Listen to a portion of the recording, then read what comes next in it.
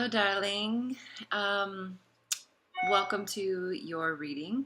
Um, I have multiple layers I want to explore with you today. You're actually my first hour long reading, and so I was opening up to that and just like, oh, I can do so many things. Because I have a lot of layers to what I like to share with people, and I find that in the half hour um, I do have to cut some of those out, and it makes me sad sometimes. So I'm really grateful that I get to share with you many facets of um, I wouldn't say my gift, but I guess it is to some degree. This is something that I really love sharing with people. And I find that spirit, universe, God, forces,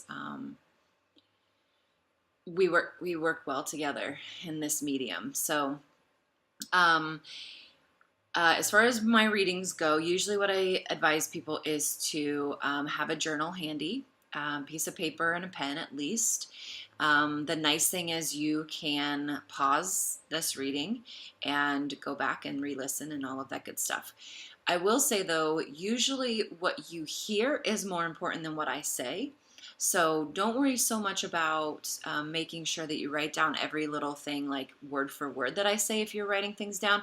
Instead, write down what you heard, an impression that you got, even sometimes a smell or a sound or a song lyrics that come up. Those can all be pieces of the puzzle. And so making notes for yourself and then going back over them, even at a later time, can be really helpful for understanding the bigger picture. I will say on my end, a lot of times what I get are impressions of things. I get a feeling about something, not necessarily like I feel like this is going to happen, but like I feel like this is a situation where one person has out of balance and the other person has the power. Like that's the kind of feelings that I get. Um, and so I try to paint as clear of a picture of what I'm experiencing as I can.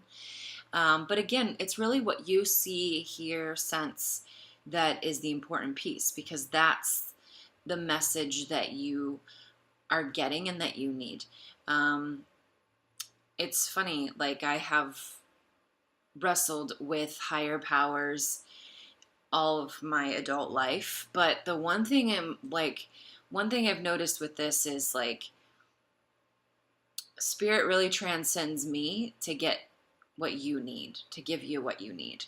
I really am just the conduit in all of this. And it's something that I enjoy doing, so I like to offer it to people. And it's something that I think has value, which is why I feel it's important to put a dollar value on it. So um, that's a lot. The other thing, too, is I always advise people to take what resonates with them and leave behind what doesn't. And so when I talk about resonation, I compare it to like a guitar string. It's like when you pluck a guitar string, that string will vibrate and it makes noise. And the same is true with resonation. When something really touches a part of you, um, it will vibrate and it will create an impression on you. And that can feel bad, like that could be a stirring up of negative emotion. It can make you angry, defensive, jealous. It could also stir like positive emotion, like feeling comforted, affirmed, happy, excited, all of those things. So it doesn't matter what the emotion is. What matters is the movement. If there is no resonation, then then it's not for you, and it's okay to leave it alone. What you may find too is if you go back and re-listen to this after a period of time, different things may resonate with you. So that's what's really nice about having the video link is like you can watch this as many times as you want. You can even come back in a year and look at it and go, oh wow. I've had people do that with their year ahead spreads that I do at the New Year's. And I can also do those at birthdays too, where you get a card for each month of the next year and also a card that is a theme and along with the reading. And they've come back and been like, that was spot on, like crazy spot on. And honestly, I love to share. And I don't take that too personally. It's just kind of part of my holding loosely, and more of like, okay, that's a good gift I was able to share with people. So um, that wasn't, I wasn't saying all that to like brag on myself, but more of like, it's cool to hang on to this and come back to it and see, you know, what's worked for you. So um, one of the things you mentioned toward the end of your message was what you should let go of. And I wanted to first work with the archetype cards. And I don't know if you're familiar with Carolyn Myss. Her last name is spelled Myss. She is a medical intuitive. She's written several books. My favorite video series of hers was The Anatomy of the Spirit. I believe that's what it was called. It was long. I think it was an 8-hour video series about the chakras. That was something that we did as part of our yoga teacher training. But she's also, she's a Jungian psychologist, so she's explored, well, actually, I don't know if she's technically Jungian, but she's explored the archetypes that Jung presented, and has created these really awesome cards. So I'll show you what that looks like here. And I actually was introduced to these through therapy. I had a Jungian, my therapist was Jungian, and she would occasionally use these in therapy. So these are actually really interesting cards because they can, well, here, I'll just show you one of them. So they have light attributes at the top. They give you the archetype, right? Engineer. And then they have light attributes, and then they have the shadow attributes. And what's cool is, like, at least when I was in my therapy session, I drew 3 cards, and they all resonated really strongly with me, which opened up some conversation as to why. But then I also got to explore, like, okay, the light part and then the shadow part. And what I like about it being shadow as opposed to, like, it's not, you're not a bad person if you're just because maybe you're experiencing the shadowy side. And a lot of times it can be like a nudge to say, like, okay, well, you're experiencing the shadowy side. Do you want to continue experiencing that? And if not, then how can there be like a game plan to get you over to the light side of this archetype, right? If it's something that resonates with you. So anyway, really powerful therapy tool. I like to use them in my readings occasionally. They can be pretty heavy, and if people don't understand what archetypes are, then it can be kind of hard to explain and confusing. If you're not, I'm sure you are, my little MSW guru. I'm sure you are, but in case you're not, it's essentially these like pieces that how to explain it? They're like characters. They're like stock characters that we find all throughout our culture and our society, and that we carry aspects of around in ourselves. So we usually have like some that we lean much toward. I mean, I think at any given time we could embody different all the different archetypes, but usually we carry some around with us that we really like lean into. And if you're curious, there is, I think it's archetypes.com. You can take a quiz and see what yours are. They talk about them. That's one of Carolyn's projects. But she, interestingly enough, she is she's a medical intuitive. So she originally did her training. She started her training out as a nun. She was going to be a nun in the Catholic Church. She got pretty far into it and got into her late 20s and realized that wasn't the route she wanted to go with her life, but that she had this tremendous gift for recognizing the illnesses that people were facing and being able to like channel solutions for them to heal themselves. And that's really where she kind of got started with all of this. And now she's moved more into the public public sphere of teaching and writing and sharing in that way.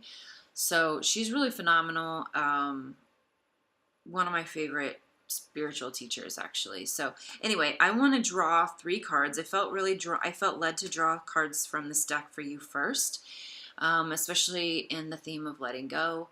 And so I'm going to share those. What I've been doing here is just kind of meditating on you, even as I'm talking to you, and like asking which cards should come forward as I'm shuffling. That's what I'm kind of doing out of the picture here. I'm shuffling.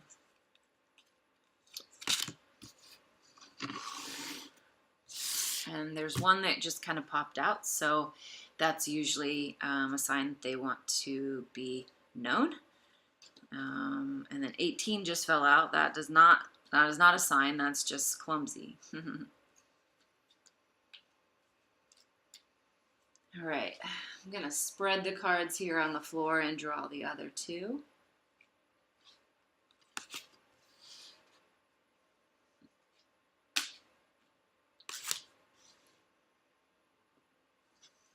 Okay, so the first one is mediator.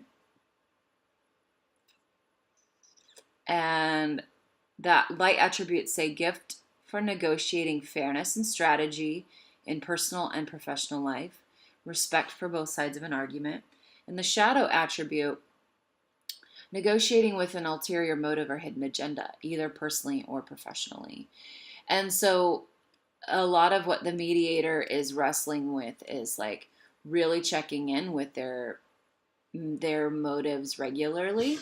And I think with the mediator especially, it's important to recognize if that's a gift that you have, but then it's also really important to recognize if it's something that you utilize because you want the accolades, the attention, the notoriety that it brings, or if you have an agenda where you want to. And I don't think, a lot of times, I don't think this is like super obvious, right? Like, that's why it's a shadow.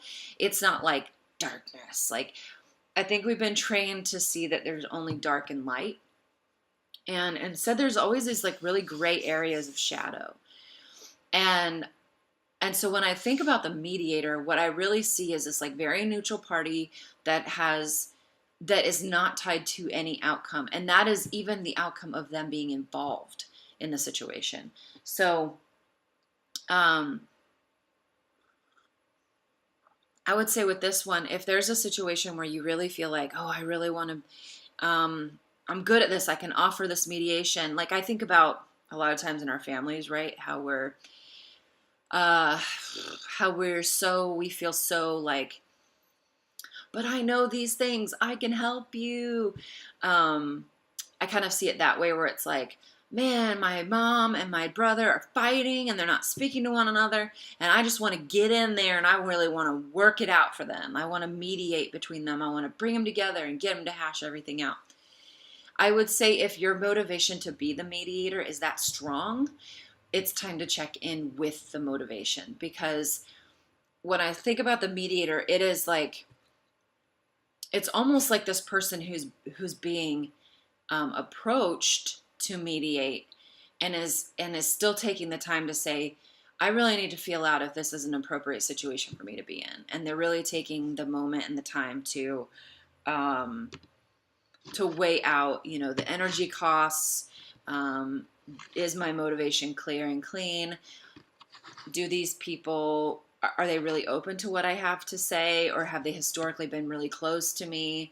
Am I going to be able to walk into this, assist and serve in some way, and then walk out without the burden of their issues and problems?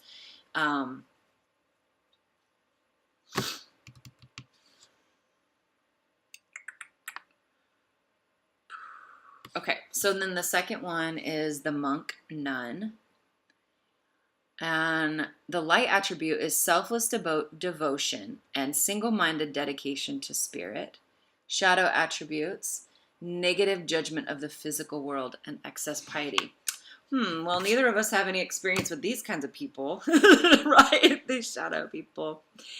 This has been one of my more interesting spiritual journeys as an adult, is to be able to, I wouldn't say necessarily classify people, but to really recognize that there are people in both these lighter areas and then these shadowy grayer areas, and being able to trust that my senses can pick up on them is really important. um, and it's also been fairly redeeming in terms of my bigger picture view of spirituality, which is that not I won't I appreciate many religions for what they offer, but I will probably never subscribe to one again or be involved with one particular one again. Um, but it has been people that have both turned me away from that and who have also brought me back around to seeing that the spirit, and it's funny, my astrologer guru was just talking about this morning in a video I was watching, but he was talking about the Christ spirit and how that's it's a spirit of creation. And he actually was like, man, did the church really got us on that one. And like, he's funny because he doesn't proclaim to be anything, but he does reference aspects of Christianity in a very positive way, which I think is interesting for an astrology guru. But he does it more from the spiritual perspective and not the religion perspective.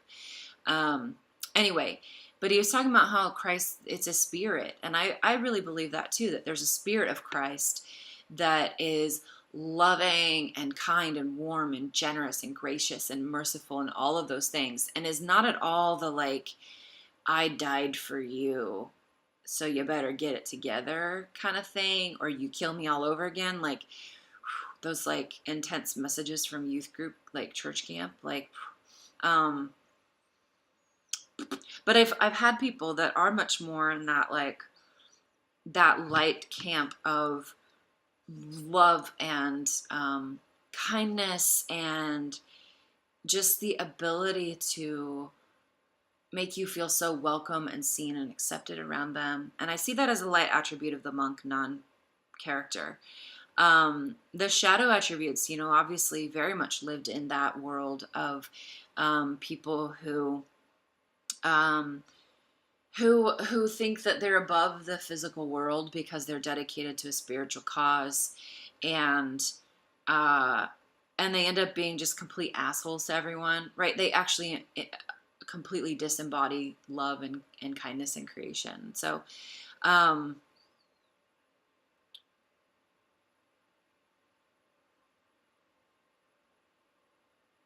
yeah, so with this one, I would recommend checking in if that's something that resonates with you. And I know you've always been very like committed to a spiritual practice of some kind. I remember vividly, like our first year, our freshman year, and um, hanging out with Emily or somebody and knowing like, oh, where's Katie? Oh, she's doing her like Bible study thing, you know. And that was always something that was very much a part of your life. And so anyway, if this card resonates with you, I'm not going to pick on it too much. I would just check in with these things. Where are you falling in the light side? How is it tempting to operate from shadow? And then not just to operate from shadow. Like this is not a behavioral check. Okay, this is more of a heart, mind, emotional body check. Like what parts are drawn to the shadow? Like what parts of you are drawn to that shadowy part, And a lot of times when we talk about piety and judgment of the physical world, a lot of times it's because there's some level of insecurity within ourselves that we feel we need to sit in judgment of the physical world in order to be okay with ourselves, or we're just genuinely intimidated by the hurt and the pain and the work and the frustration and the humanness that the physical world brings. And if we can attach ourselves to a spiritual cause, then we won't have to kind of wade in the muck that everyone else is in. So, something to think about. Again, this isn't about behavior. This is really about heart check, like really sitting deep with your heart and checking in with the motivations that it has then for exterior manifestation. Bringing about those things in the exterior world, basically. And then the third one is the gossip. So light attributes: awakens consideration for the feelings of others, honoring trust. Shadow attributes: thrives on the power of passing on private or secret information, betraying confidences. So what I like, again, about these cards is that there's even a light attribute to a gossip. All right. We only paint that in a negative, but I like that it's like awakens consideration for the feeling of others. And I think there's a very real time and a place for sharing things that are more personal and private in nature, especially about other people. And I think if it is in a time and place where you can inspire empathy and compassion, then that's what that light attribute is talking about. It's a powerful tool to say, I understand you're frustrated with this person. Let's keep in mind that they're going through a divorce. Their father passed away 3 weeks ago. And we know that their child is away at college, and that's a hard place for them to be. At that moment, you may be sharing something with this person that they didn't know. But at the same time, what you're doing is really bringing a perspective to this person that can inspire grace and compassion for them. Whereas on the flip side, we know that like the harmful nature of gossip and how it's like, oh, did you hear that so-and-so they broke up with their spouse and this is the 8th time and blah, blah, blah, blah, blah, and in that case, it's not, it's a very ugly way of sharing, because it's actually, I think the check-in is, in sharing this, am I going to really funnel compassion and empathy toward this person, or am I going to bring them shame? And again, checking in with your heart of like, and why do I want to, why do I want to bring them shame? Like, what is it about them that's like causing some controversy and stirring up some insecurity within me that I feel I need to like one up them by pointing out their flaws or pointing out their issues or painting them in a poor light to other people.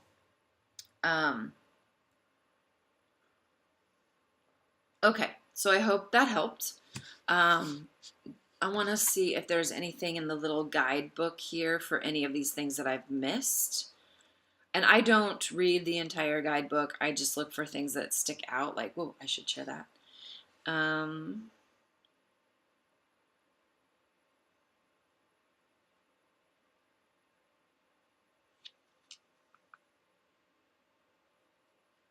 With the mediator, it says gifted with patience and skill, able to read people and situations. And, I think with the shadowy side of that, able to read people and situations, it's then using that to manipulate your own forward movement. I know for me, I have definitely done that especially in work environments where getting someone to do a certain action was beneficial to me. And so I've been able to read the situation and then like nudge them toward the behavior that I wanted them to make. And that's not always a negative thing. I was just sharing this with someone about working at the yoga studio where I would keep an eye on people's accounts and then be like, oh, this is the 10th time you've come this month. you'd really save money by signing up for the unlimited package and doing things like that. Now, it benefited me, but it also benefited them. So it doesn't always have to be like, well, if it benefits me, then it's evil. It's not always the case. But being able to read people and situations is a very powerful gift. Monk Nun.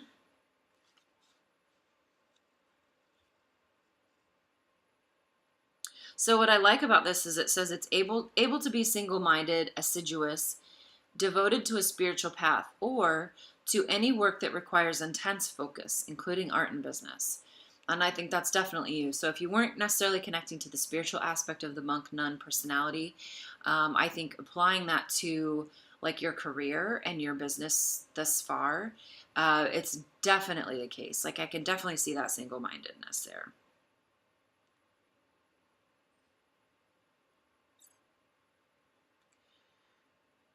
Okay, and then at the end it says, determine whether you have a serious life pattern of removing yourself from the world and personal relationships to focus intently on spiritual practice or work. So that's kind of the shadowy side. If you are in, if there's a pattern of like removing yourself from real life to do something that is your I don't want to say your life's work, but to do something that is work that is not necessarily building but distracting.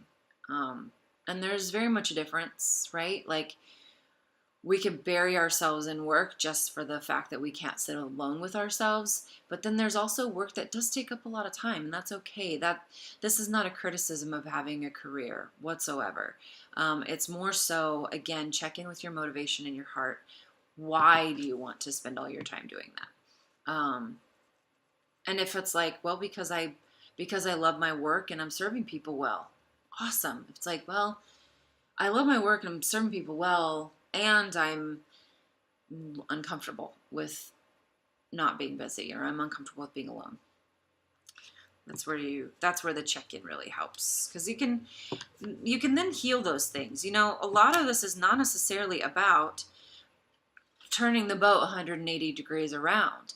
A lot of times it's just about noting, hey, I do this because I feel insecure because, you know, they're really good at public speaking, and I'm intimidated by public speaking. I wish I was better. What you can do then is say, okay, well, what if we practice together? And it's okay if you fail, and it's okay if it's scary, and it's okay if it's uncomfortable, but what if and this is you're talking to that part of yourself, okay? What if I supported you and stood by you while you learned how to do public speaking? And I just reminded you that I loved you, and that you are acceptable just as you are. You know, and then who knows, that part may respond with like, ooh, well, okay. And when they're given the opportunity to express themselves, the judgment and the insecurity about this other person in the exterior world starts to fade. And honestly, you might even find that you're like happy for them. It's just kind of interesting, right? Okay, gossip.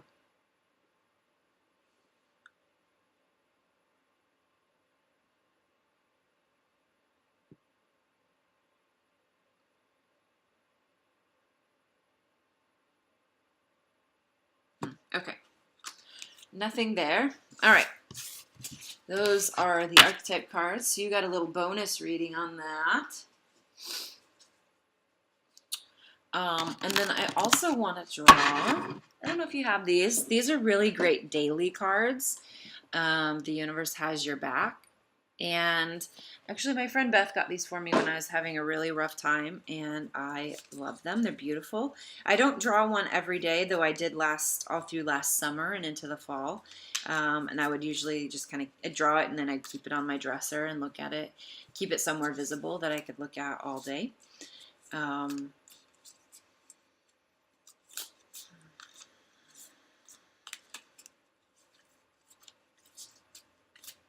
And again, I'm going to spread these on the floor and draw one. All right. It's so funny. This is like, of all the cards, this is one I picked for someone in the last reading I did. Okay. When I lean on certainty and faith, I change my mind about the world I see.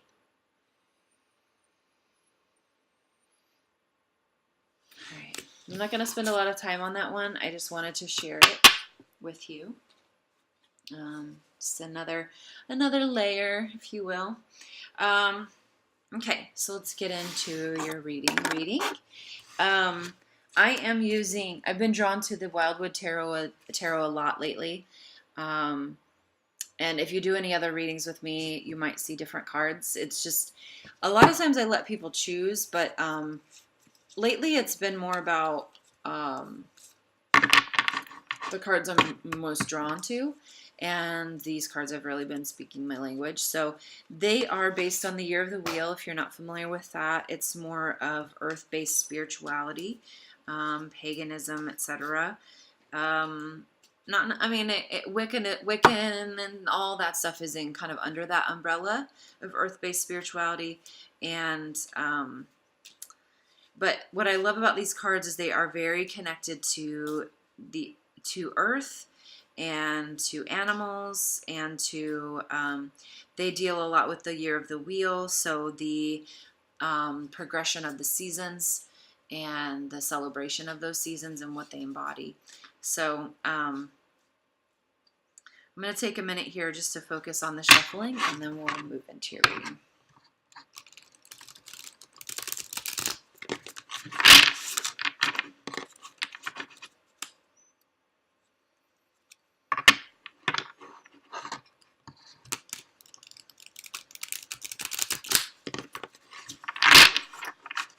So I am doing this reading on Wednesday the 20th. I'll date that on the video just so you know for future reference. But today is spring equinox. It is also a full moon. And those are two events that rarely occur together. So there's a lot of energy here today. A lot of creation energy, which is why I brought that up earlier. My guru also mentioned that this is a Phoenix rising full moon. So it's very much a season, very much like spring, where we are kind of casting aside an old body and growing into and rising up in a new body.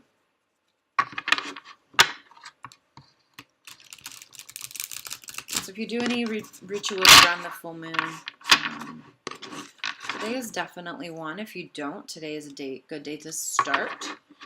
And it can be as simple as walking barefoot through the yard and sharing your gratitudes with Grandmother Moon, like grounding into Mother Earth and reaching up for Grandmother Moon, and just appreciating like your place in all of creation.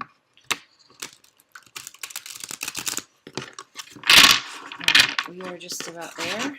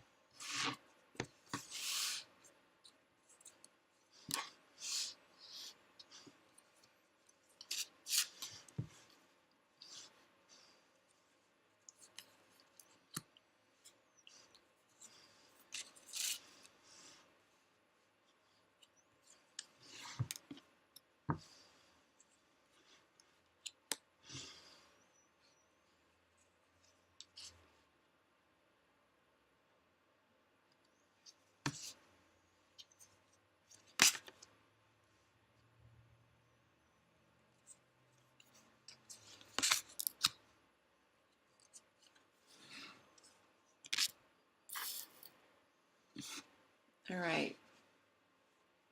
So I'm laying these in a traditional Celtic cross formation. I'm going to show you what that looks like so you have an idea. Let me show you here from above.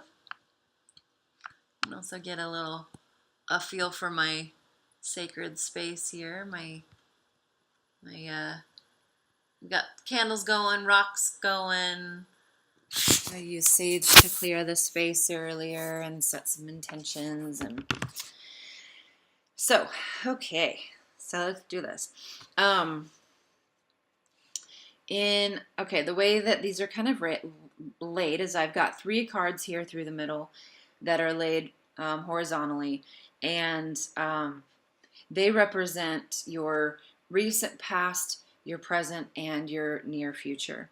So I like to start with the present because I think that's important, right? We're only in the present moment ever. It's the Nine of Vessels, generosity. And so we have this guy who's just kind of zenned out. He's surrounding with 9 different vessels that hold. The vessels symbolize water. Excuse me. They are water. They symbolize emotion. And usually what we find with the vessels is it's tapping into that kind of that otherworldly feeling of our emotional, like, uh, emotional turbulence sometimes, emotional depths, if you will. What I'm getting the sense of for this guy is you're in this space where so there's one of two things that are happening, and I'm leaning toward the latter that I will share. The first is that you have been filled to the brim, you have everything you need, and you're feeling that you can be generous. And to be honest, that's really the only place that generosity should come from, is when we feel that our cups are overflowing. And that can be any number of things, right? That can be like, I feel I have plenty of space in my house and I'd love to share that with someone. So, I can host someone. I'm feeling very emotionally secure this week, so I can share some space with someone who needs my attention, or needs just a safe space to process. Or I'm feeling financially like my cup is overflowing and I feel confident that I really feel like I want to share that with someone else. Generosity is a way of expressing gratitude. It's a way of saying, like, I'm really grateful for the things I have, and I'd love to share that gratitude with other people. The feeling I'm getting for this one is that it's an obligation of generosity. So your cups are not actually full, or they are, but not in a way where you yet feel like you want or need to share those with others, except that you feel pressured to share them with others. And this can be as simple as a girlfriend calling and saying, like, I need to come over, my boyfriend is left, and my life is falling apart, and yada yada yada. And you're like, man, I have just worked a 10-hour day and I barely saw my family, and I really need to put my feet up. I'm exhausted. But her need is greater than mine. Okay. And that's the problem with a lot of times with the idea of generosity, is that we assume that to be generous means acknowledging that someone else's need is greater than ours. And that's not what it means. Again, generosity is truly an overflowing of our own abundance. It is a real acknowledgement of gratitude, and then giving, as opposed to, well, I have plenty and so I should share. No. And this is, again, kind of what we talked about with the archetypes, is it's really touching base with the heart. It's not the actions at all that matter. It's really where it's coming from in the heart, and what is the motivation. Why is it hard to say no to someone who needs or wants a piece of you? Why is that hard? Going back into your heart. And it's not just about, like, you need better boundaries, and so start telling people no. That is a part of the process, but really the next layer is, but why does my heart want that? Why is my heart insistent on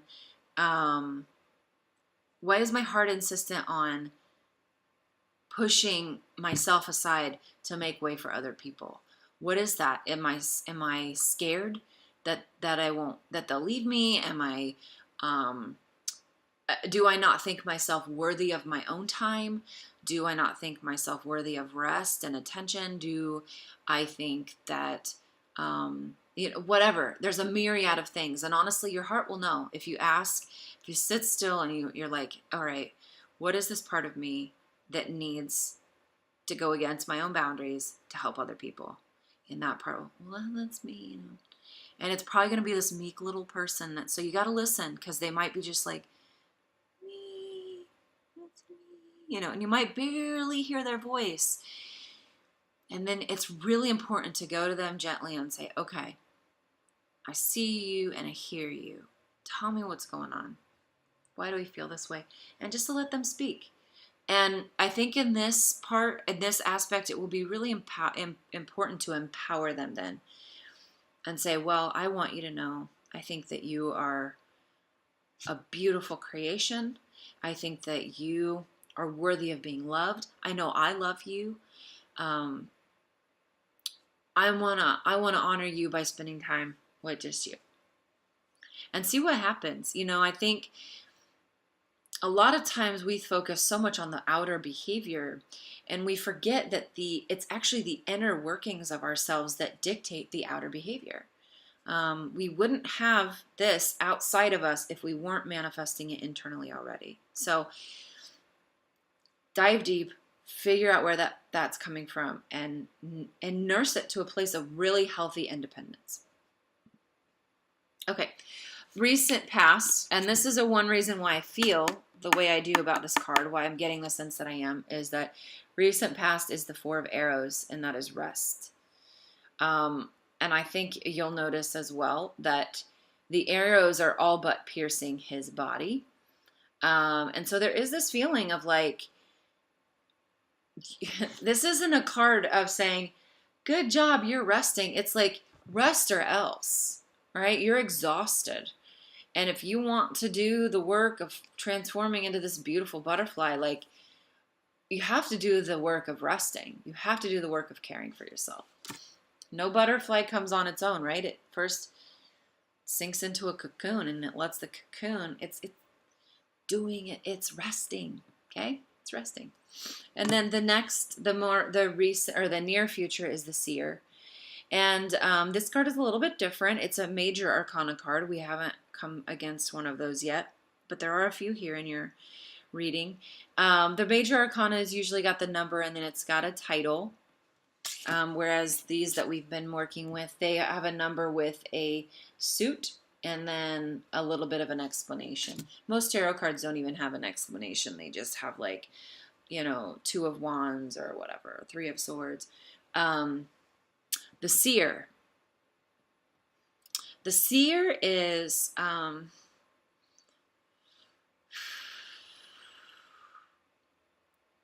okay, so the difference really between major arcana and minor arcana. Minor arcana, still very important messages. But they tend to be a little bit more transient, a little bit more fleeting. So sometimes if you draw an arcana card, major or minor arcana card, it may just be for that day, and then the situation changes tomorrow. Whereas major arcana cards, they tend to have a more lasting impact, and they're very potent messages. The Seer is very fascinating to me. First of all, she is clothed in the feathers of the wild, and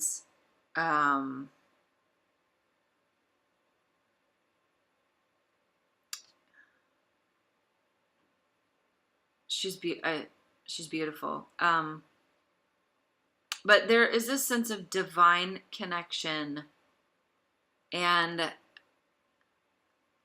her breasts stick. Like, I want to show you this. Like, so what I do is I usually note things that stick out to me. This is sticking out to me. Like, her breasts are highlighted and defined. Like, there's something very important about that. I mean, apart from just like being a woman, like, and the life-giving nature of our breasts. I mean, breasts are so funny, right? Like, biologically, they're designed to feed babies, but they're also like stimulating. Like, there's something sexual about them. Like, there's something that is like, we want our partners to touch them and play with them, and like, they're just there, and we feel them, and it's usually in our breasts that we feel like the changes of our cycle and our body, and we know when we're getting ready to start our period. Everything's very tender. There's something very telling about our breasts, and I don't know why it's weird because I'm not getting any like, this is why you're sharing this. I just am. Anyway, the seer, I want to read about that for a minute here in the guidebook just to see if there's anything I'm missing. I'm getting the sense that it's like the work you're doing is really leading you to this very important role. And I'll tell you, I will tell you, so much of your card spread here is about feelings and emotions. So there's something important about reconciling with your emotions. So the seer is at the hub of the wheel. Ooh. Okay, so the year of the wheel goes around. She's in the center, all right? Seer is at the hub of the wheel in the quarter related to water and the emotions and linked to the mysteries of the moon and the earth. So like I mentioned about if you don't have, God, it's so funny that this is on the new moon. If you don't have a moon, full moon. If you don't have a new moon and a full moon ritual, I would highly recommend exploring that. I think that's going to be a part of your, like, the spiritual gifting that you bring to people is to really connect. And again, it doesn't mean, when I say spiritual gifting, I don't mean like you're going to become a pastor, okay? You can do spiritual work in every facet of life. This is about you connecting spiritually and attuning yourself so that the work you do is spiritual no matter what it is. She is partnered with the shaman and acts as a guide to the world tree. So the shaman is the healer, right? She's not the healer. She's partnered with the healer. So I think that's important to recognize, is that you don't have to do all the work. You can rely on your partnerships. The seer is wrapped in the owl's cloak of wisdom, decorated with totem animals of power and shamanic spirits. She stands before the world tree, drawing wisdom from the roots that are deeply embedded in the earth. Close around her are the symbols of the 4 elements that she mediates. She mediates. Whoa, I just got goosebumps. So that mediation card, it's much bigger than just between people. Maybe you're feeling that. I don't know if you are or not, but I want to validate that it's true. Okay, the 4 elements that she mediates: the cup, staff, arrowhead, and stone. From the head of her staff hang the crane bag and a set of runes. She may be masked, and her face may only be glimpsed or seen in half light. Her voice may be hushed, and she may speak in riddles. But if you listen, she can point you to new, wiser beginnings. The seer she's on a spiritual journey, but even more than that, she is the path of the spiritual journey. She is the hub of the wheel. And it's not just, she doesn't show up in this part of the reading where she's a guide or a resource for you. She shows up as you. That's powerful to me. That is very, like, I'm getting goosebumps. There's something here. Your life is much bigger than you think.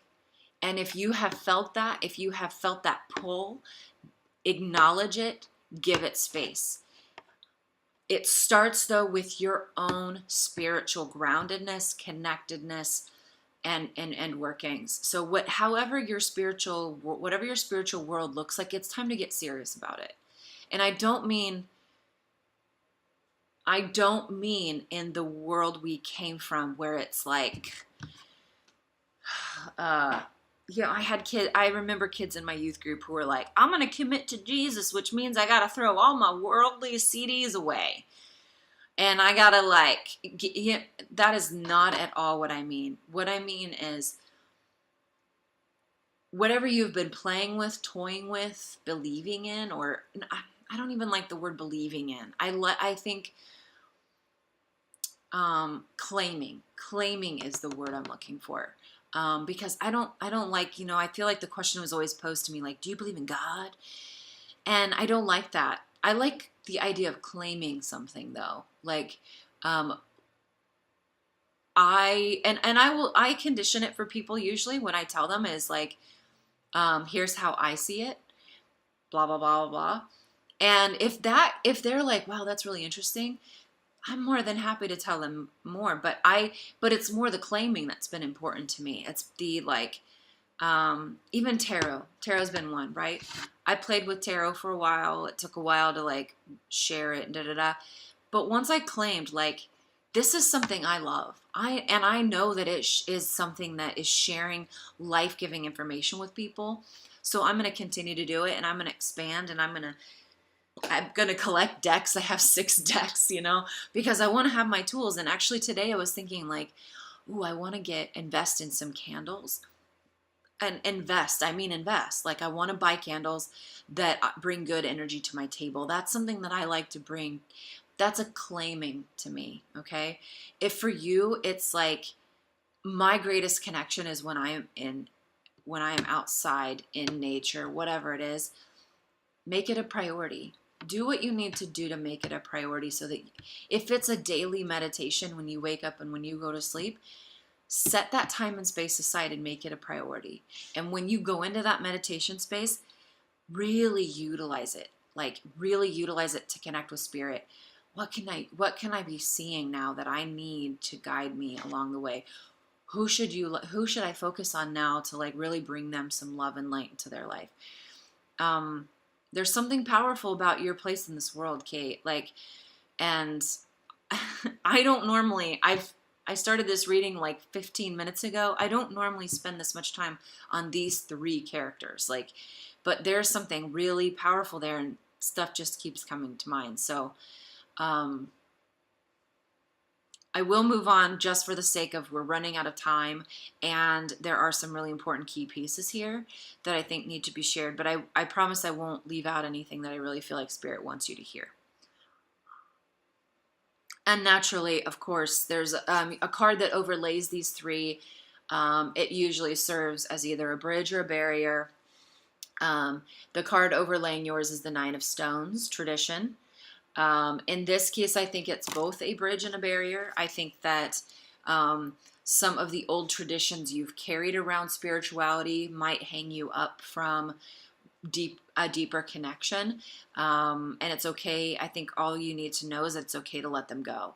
It's okay for traditions to change, and it's okay to expand what they look like even. So, and this is where it can be a bridge. So if you have a tradition that you really resonate with and love, how can you expand that into such a way that it is more life-giving and it brings more energy and space to the work that you're doing within yourself, and that you'll eventually be doing in the world?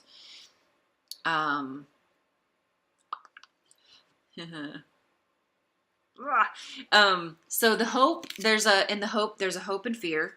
Those cards sit above and below the 3 we were just talking about. I think that, so here's the hope, 10 of Stones, and you'll see the word is home. I think the hope is that you will feel at home with all that you are choosing, or that you will find home, that you will find that feeling of home. And I will say, if you focus on it, this was part of my meditation for this morning from my guru, is focus on the feeling of home and hold that vibration, and you will manifest it.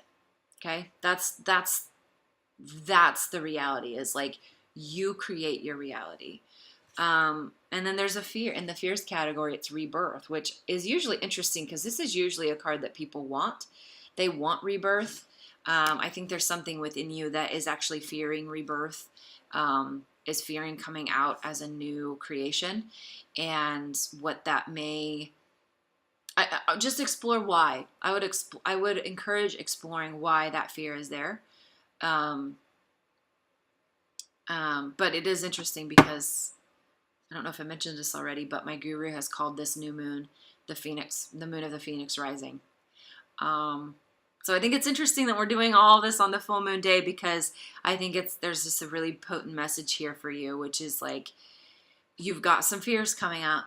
It's time to really spend some time nurturing those, loving on those parts of yourself, so that what's about to emerge can emerge free, right? A phoenix, if you think about it, it needs to be able to emerge where it can really spread its wings and fly.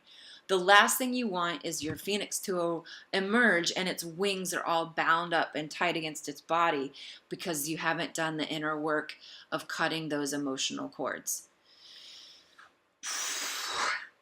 Sorry, I love having a longer time. I feel like it just like really opens up so much more of the picture. Okay, so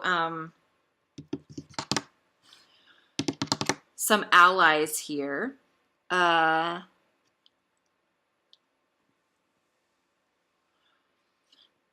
Great Bear, mythological creature that guards the gate to the other world. Seems intimidating, right? He's actually an ally. He actually is protecting the sacred, and if you can align yourself with him, you can enter that world, but also you can trust that you are being protected. You're being protected. 10 of Vessels, happiness.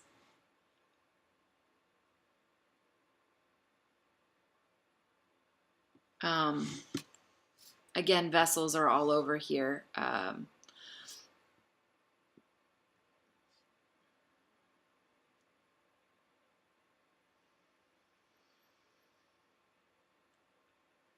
I don't feel that I should share anything about this card. So, which is unusual.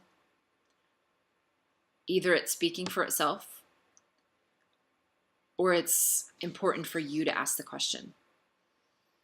So much of the path you're walking into is about you learning to ask the question. And that's not to say that readings are not, guidance and wisdom from others is still very important, but it's also important for you to begin to ask the question. So the question I ask is, what should I share about this card? What does Katie need to know? And I think it's important for you to ask, what do you want to share about this card, and what should I know? Okay, so I'm going to leave that up to you.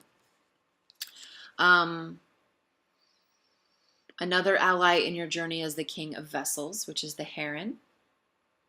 I don't know if you have herons near where you are, but I would really encourage you to keep an eye open for them. They're incredibly graceful birds, and they have giant wingspan, so you can't miss them. Giant wingspan and a long neck. But I want to see what this says about the King of Vessels.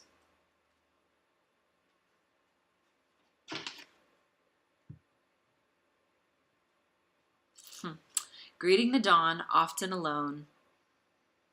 The heron is reputed to be gifted with psychic perception and reflection. The guardian of many esoteric secrets, it is said to stand at the gateway between life and death, and to act as mediator on the soul's journey to the Celtic otherworld and reincarnation. So where you have the great bear standing with you, you also have the heron. The heron is, so the great bear is more of that physical protection, I think, whereas the heron is more of your spiritual guide. And, okay, hold on. My computer was about to do installs, like, hold on, stop. So they're these two really powerful animals, and yet they symbolize very different things. Yes, and then the card in the resolution position is the Green Woman. Number 3 in the Major Arcana. So it's interesting because in the near future, it's like number 2, the Seer, but then like evolving into 3, the Green Woman. And the Green Woman is power, man. She, in the traditional tarot, she is the Empress. She is essentially, she's fertility like embodied. She is the giver of all life, of the natural world, of the human world. She is um, the word verdant comes to mind. Like if you think about like a really green forest that is like the trees are green, the ivy is growing, like you can just tell this is a forest that's flourishing. Green woman is at the center and the heart of all of that. Um, she's the giver of new life, and I don't want to go. I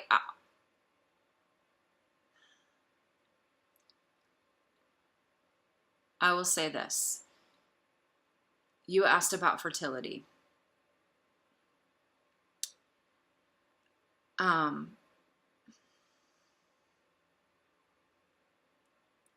I'm getting really emotional for some reason, so I think this is probably I think I'm tapping into you. um,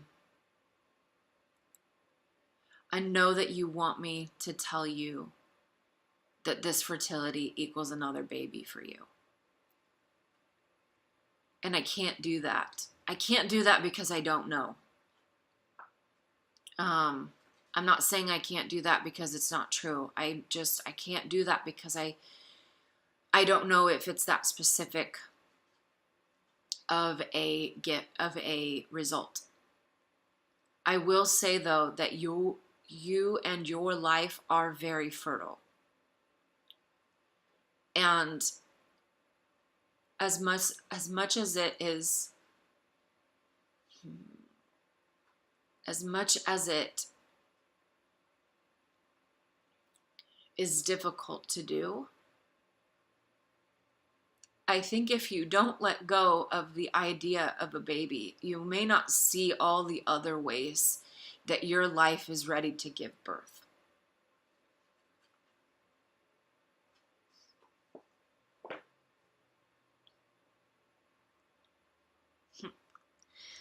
And I'm sorry, I feel the pain of that. I don't know that I've had this strong of a reaction to reading before. It's probably just because I've spent so much time with your energy here.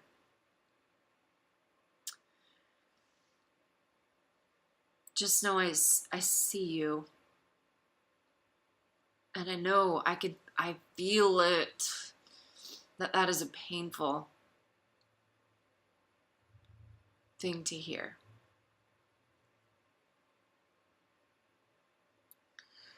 I also think, though, there's a reason you asked what you should let go of.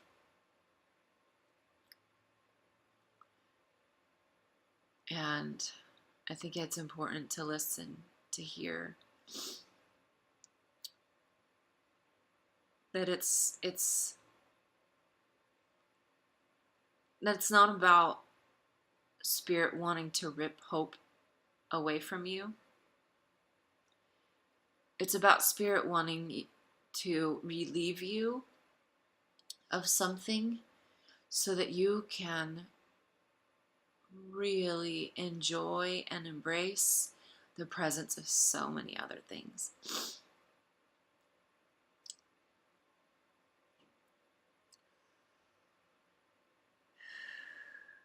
You are seen and heard and loved.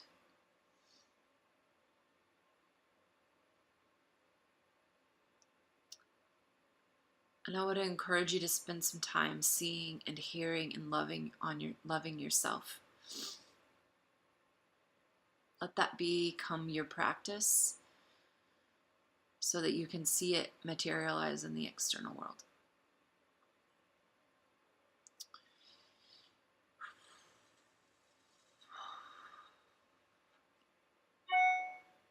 All right, my darling. That is all I have for now.